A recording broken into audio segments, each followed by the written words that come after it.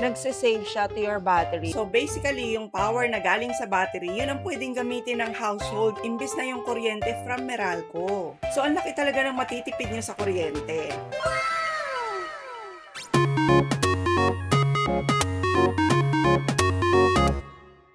Hello there mga ka-best finds! Naku, lahat ba tayo nakatanggap na ng ating mga bills sa kuryente?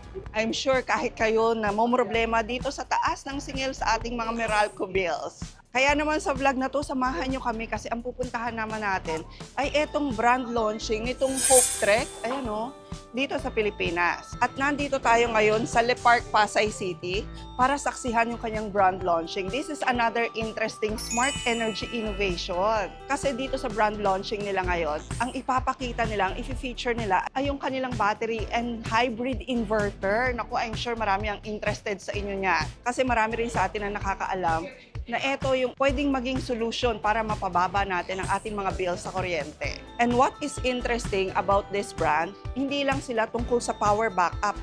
It's about building a smarter, safer, and more connected living experience. Ayan, so samahan nyo na ako sa loob. I'm sure marami tayong matututunan ngayon. At alamin na rin natin kung ito ang mag-fit na solution para sa ating increasing energy bills. Let's go!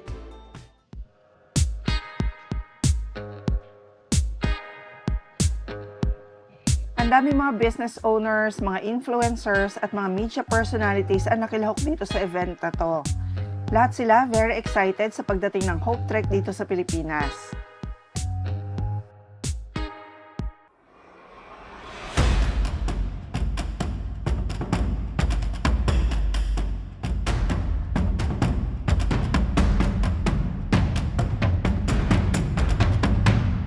Grabe, ito na yung pinaka-booth ng Hope Trek. Ayan o.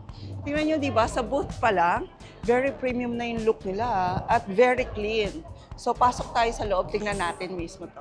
Actually, etong Hope Trek, siya yung new energy brand ng Uniview. Kung alam nyo, ito yung global company sila na kilalang kilala talaga sila sa ALAT, AI, cloud, and other smart security technologies. Parang more than 10 years na sila in the market. At ito raw yung kanilang bagong energy brand, yung Hope Trek. So, ito pala yung kanilang SLA1 na hybrid inverter.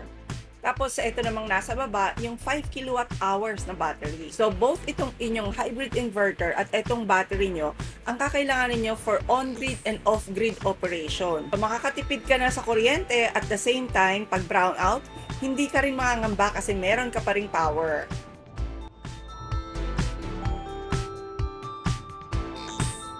Tapos, based on their diagram, parang pwede nyo na siyang makonect through internet, sa app, pwede nyo nang ma-monitor, di ba? So, intelligent monitoring talaga siya, no?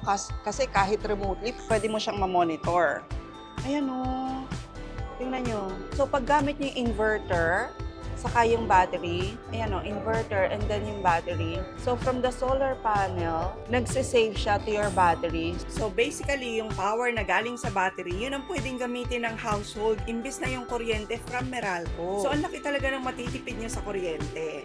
So, even sa cellphone o sa mga laptop katulad nito, pwede niyong ma-monitor yung inyong power consumption. So, hindi lang pala maganda to para makatipid tayo ng kuryente, kundi maganda rin to, lalo na rin sa mga provinces, di ba? May mga probinsya pa rin ngayon na maya't maya nagkaka-brown out.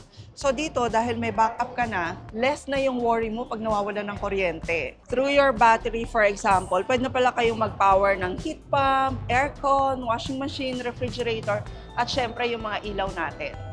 Kaso maganda pala dun sa system nila, IP66 na siya. Kaya naman mas durable talaga to. So very practical, lalo na nga sa mga household natin, di ba? Or even sa ating mga businesses. At eto pa, ang kaibahan daw kasi ng Hope Trek sa ibang energy brand is that they combine security and energy system with smart home technologies all in one smart safety ecosystem. Tapos ang talaga raw focus ng Hope Trek dito is not just on energy. Hindi lang makapagbigay ng solar energy system na makakatulong sa atin sa pagbawas ng kuryente, kundi nakafocus din sila sa energy safety, home safety, at syempre yung data safety to create a smarter and safer living experience.